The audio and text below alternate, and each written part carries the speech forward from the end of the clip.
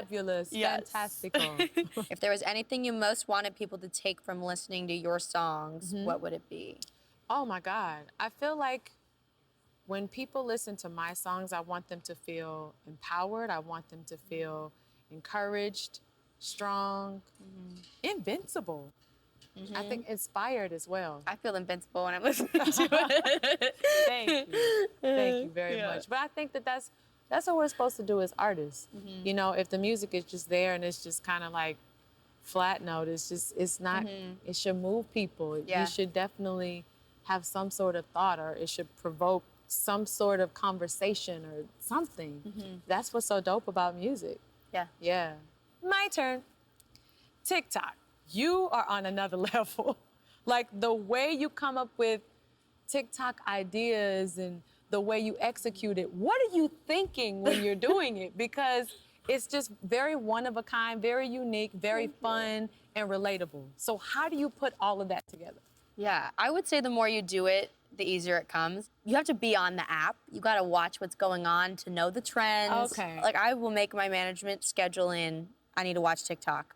Because I will go periods where I'm not watching it and I can't come up with content because I haven't seen anything to inspire me. I feel like in general, I'm slightly funny. And so I try to come up with like a funny way that's gonna make people laugh, but also bring them to my music in a weird, creative way. Okay. Yeah, but consistency on the app is the key. And also just like, I'll hop on the phone with my friend who is more successful than me on TikTok. And I'm like, what have you been doing lately?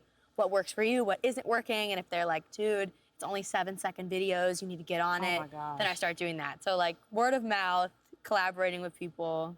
You have a friend who's more successful. What does that mean? Because it's like, to me, like, I'm thinking, okay, that's a bomb dance move. Or, you know, how do they think of that to where, like, something flows and it goes into another video and you pop up on that video, too? So what defines the success besides the numbers of TikTok? Because there has to just be more than that. Yeah. I would say when I see my friend's video and the comments are, like, super interactive. Got it. I'm like, that means you had influence on somebody. Like, if the comments are just hearts or, oh, this is cool, but if people are making a comment that is like, this inspired me so much, or this was so funny, I'm like laughing my butt off right now. I'm like, okay, this was funny to someone, or this was inspiring. How do I recreate that in my own creative way? Got it. Okay, I have one more question. Yeah. The craziest number you've ever had on TikTok has been what? I think like maybe 35 million views. 35 million views? What were you doing? Yeah, I was sitting on a couch. My demo for one of my songs was playing, and I was singing along to it, and I just wrote the words on top of it and captioned it. This is called Fingers Crossed. And That was it? just like took the internet. That was it? People love like authentic on TikTok though. I like hear if that you all the look time. too good or you're doing too much, people don't like it. And I was just in my sweatpants and I didn't even know half the words, and I was just kind of in the moment and just videotaped myself. Okay. And that worked. Yeah. I'm gonna try that. Yeah. Next time I see him, I'll be like, yeah, Kelly. The dynamic of that and being that age, please talk about what that feels like. Because there are kids out there who want to know what it's like. Yeah. And they should know that it is hard work and it's dedication. I mean, growing up, I hated living on my island. I was like, You did? You just could, if you wanted to go to like the really nice mall, you had to take a ferry, like anything you wanted to do, the airport, Yes. I had to go somewhere, and like there wasn't a group of people that was from the island that I could really 100% look up to. There's a few people, like David Foster's from the island, and Yes. but it's not like, you know, LA is known for people live in LA. Right. So I never felt like I had someone to look up to.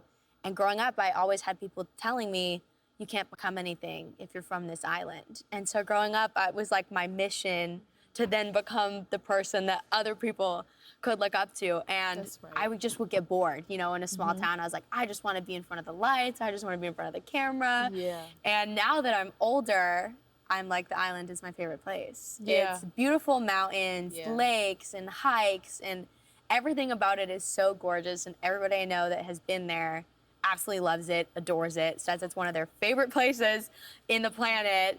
And I would say that I started really young and totally put in the work, and it's completely possible for anyone who's watching this that thinks they can't do it. If you're not from my island and you're from somewhere similar and you're like, that's me, small town, how do I get out of it? Like, all you gotta do is put in the work and believe in yourself, and it's totally possible.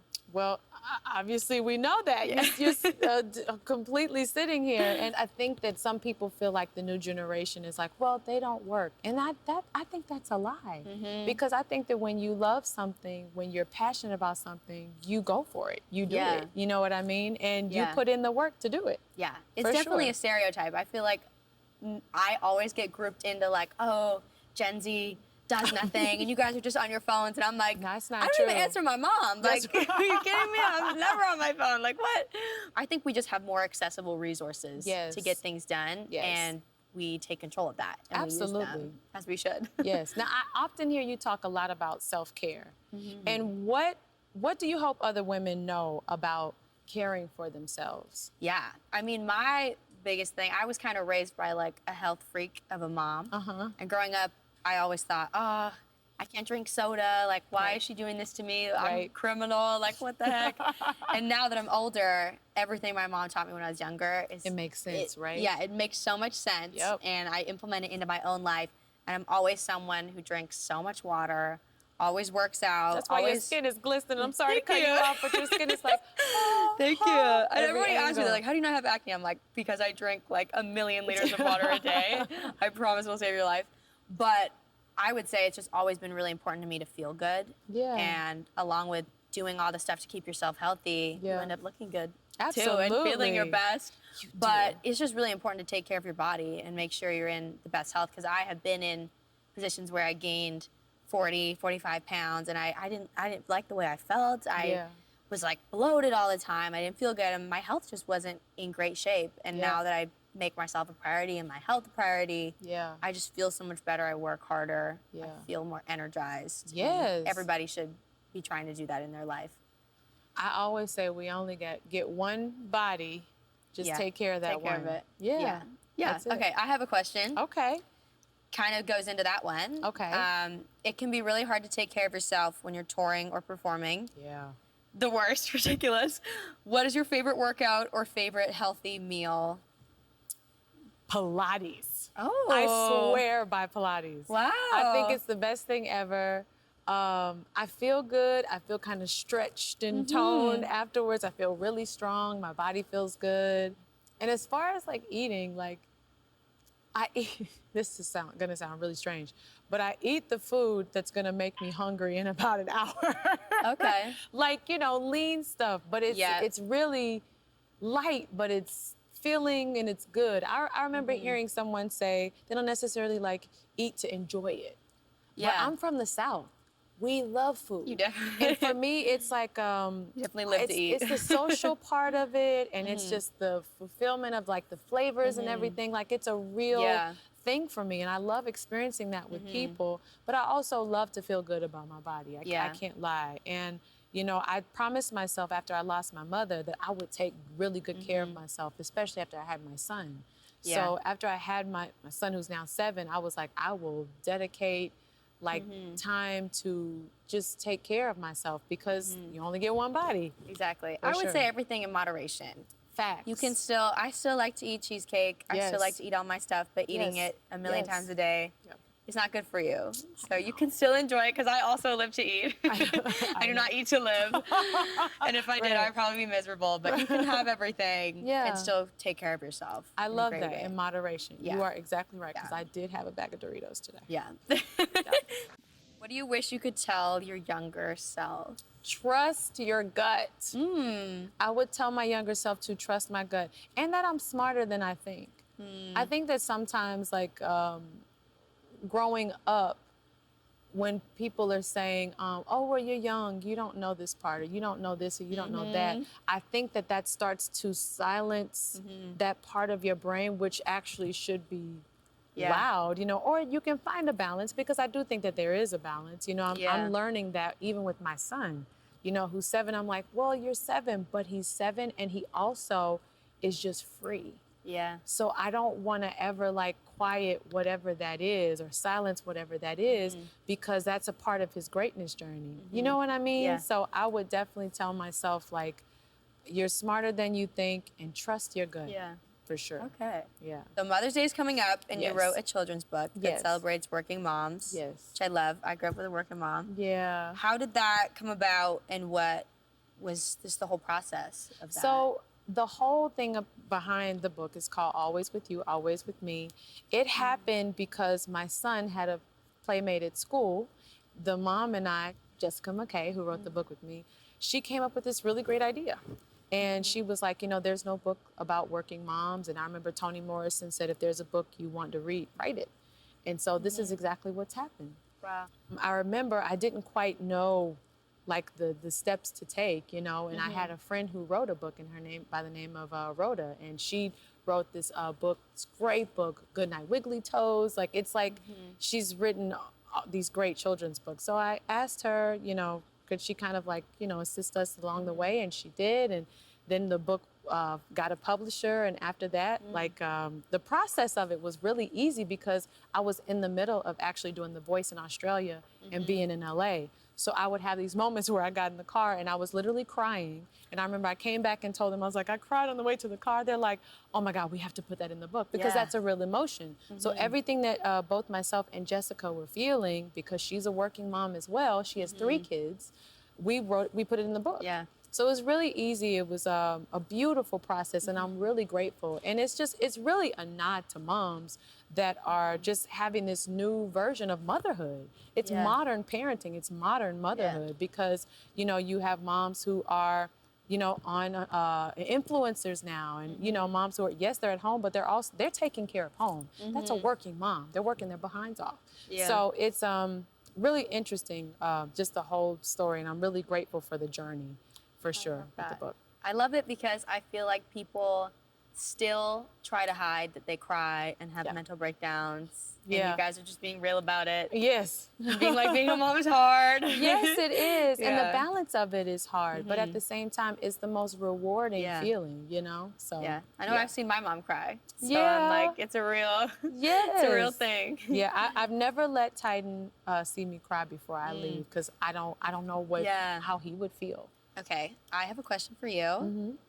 I am excited because I am in the middle of writing my debut album. Congratulations! Thank you. Yeah, we're like kind of in the middle of it, kind of finishing songs. Okay. But I just signed to Island and Republic Records. Congratulations! So, any advice that you would give me, debut album advice?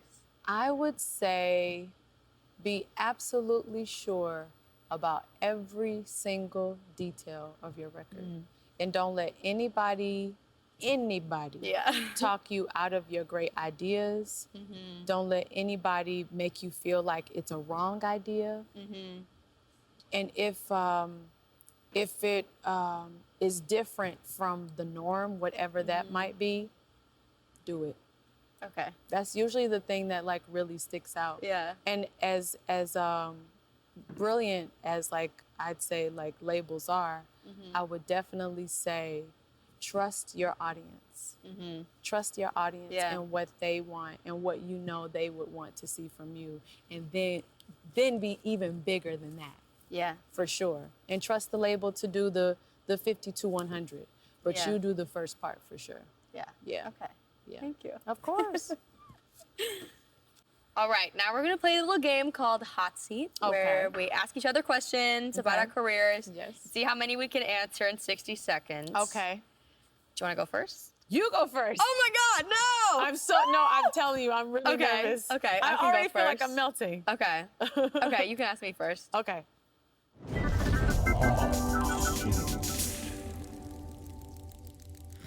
What state did you travel to audition for American Idol? Oregon. Dang.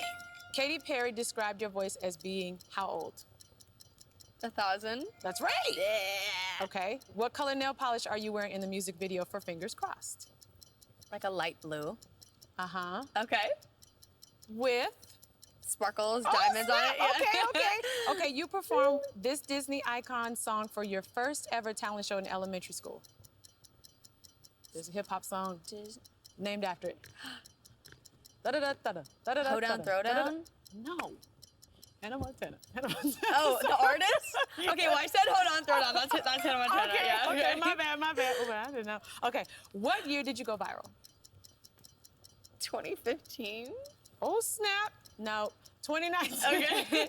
Okay, well, which viral? Okay, for the flex. Because there's different Okay, videos for the I flex. put, yeah. Okay. Fingers Crossed was written and composed in what key? F? Yes. Of course she's gonna know. She plays piano.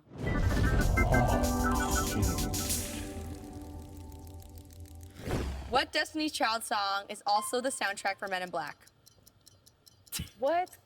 It's a kiss. Killing Time. Yes, okay. Okay. In Freddy vs. Jason, who kills Kia Watterson, Freddy or Jason? Jason. Yeah, okay. Your voice is classified as what octave? I don't know. Mezzo soprano. What day and date does your new book, Always With You, Always With Me, come out? April 26th. Yeah, okay. What New York sports team jersey does Nelly wear in your 2002 music video for Dilemma? Knicks? The New York Mets. What? Okay. You and I and Gnarls Barkley all have sung the same song with the same title. What song is that? Crazy. Yeah. Okay. And, okay, Destiny's Child co-headlined a tour in 2001 for what popular MTV show? Oh my God. It was the MTR Tour. Yes, Okay. yes. That was pretty good. That was pretty good. Sure, yeah.